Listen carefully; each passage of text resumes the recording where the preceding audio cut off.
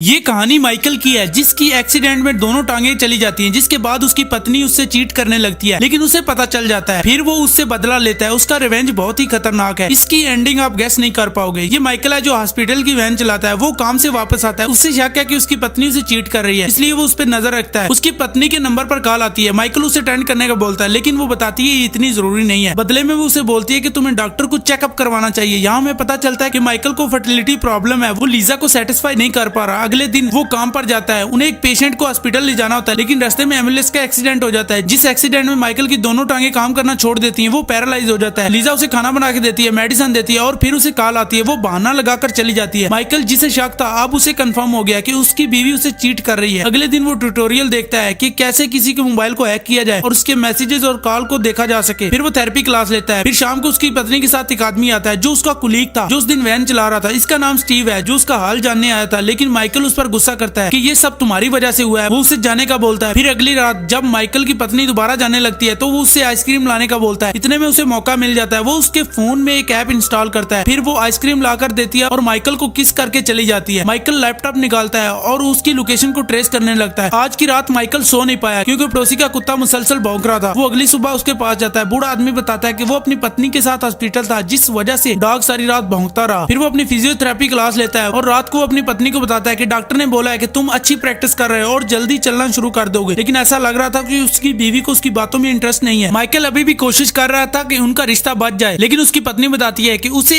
एक और इंटर्नशिप की ऑफर आई है, जहां उसे रात को ड्यूटी करनी होगी। माइकल इसका कुछ भी जवाब नहीं देता। फिर रात को जब वो सोता है तो उसे दर्द होने लगता है। उसके पास मेडिसिन नहीं होती। वो अपनी पत्नी को कॉल करता है मेडिसिन पूछने के लिए, लेकिन उसका नंबर बंद जा रहा होता है। फिर अगली सुबह वो गोश्त के टुकड़े के अंदर सुइयां लगा रहा होता है और चुपके से पड़ोसी के कुत्ते को बुलाता है और उसे डाल देता है, जिसके बाद उसकी भी मौत हो जाती है। फिर वो अपनी पत्नी की बातें सुनने लगता है क्योंकि उसने उसका फोन हैक कर रखा होता है। उसकी पत्नी अपने बॉयफ्रेंड को बताती है कि उसका पति उसके लिए बोझ बन गया है। उसका बॉयफ्रेंड बताता है कि तुम्हें उसे अब छोड़ देना चाहिए, तुम उससे अच्छा डिजर्व करती हो। फिर रात को जब उसकी पत्नी घर आती है, माइकल ने अच्छा खाना बनाया होता है। ये देखकर वो सरप्राइज हो जाती है। खाना खाने के बाद वो उससे सॉरी बोलता है और थैंक्स भी बोलता है इतने दिनों तक उसका ख्याल रखने के लिए, और साथ ये भी प्रॉमिस करता है कि वो जल्दी ठीक हो जाएगा और बताता है कि उसने डॉक्टर से भी बात करी है, उसकी फर्टिलिटी प्रॉब्लम भी जल्दी ठीक हो जाएगी। माइकल अभी भी रिलेशन को बचाने के चक्कर में था। फिर माइकल शावर लेने जाता है, तभी उसके नंबर पर मैसेज आता है जिसकी ट्यून लैपटॉप से भी आ रही होती है। वो जाकर देखती है। जब वो लैपटॉप ओपन करती है तो वो सरप्राइज रह जाती है क्योंकि उसके मोबाइल की स्क्रीन लैपटॉप पे भी आ रही होती है। उसे पता चल गया कि माइकल उस पर नजर रखे हुए है। वो जल्दी से कपड़े पैक करती है और चली जाती है। जब माइकल बाहर आता है, वो देखता है कि लीजा जा चुकी है क्योंकि उसे पता चल गया था माइकल ने उस पर नजर रखी हुई थी। फिर कुछ हफ्तों बाद उसका पड़ोसी उससे नजर आता है, जो उसे बताता है कि उसकी बीवी और उसका डॉग दोनों मारे गए। अब वो अकेला रहता है। माइकल भी अकेला है। वो अकेला ही न्यू ईयर को सेलिब्रेट कर रहा होता है, लेकिन आज फिर उसे लीजा की याद आती है, इसलिए वो बेचैन हो जाता है। वो टैक्सी करवाता है और लीजा को ढूंढने निकल जाता है। उससे बहुत बड़ा सरप्राइज उस वक्त मिलता है जब उसे पता चलता है कि उसकी बीवी